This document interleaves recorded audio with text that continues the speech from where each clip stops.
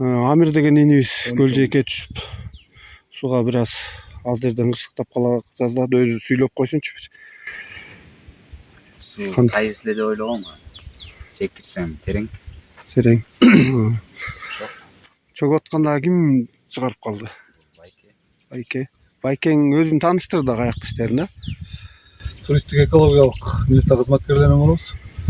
Көлжекте кызмат өтөп учурунда Амир аттуу жарандар ушу Көлжекке келип тиги эмеден секирип аткан жеринен байкап калып ошол ушуга кирип чыга азыраак куткарып чыктым да.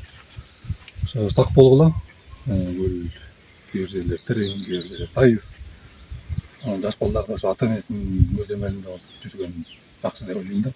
Көлжекке иш алып барып жүргөнбүз. Ошол учурда бул Амир сууга секирип кеткенин көрүп калдык. Бир аздан карасак эле сууга чөгүп атыптыр. Анан кесиптешим көлдүн ичинен алып чыкты.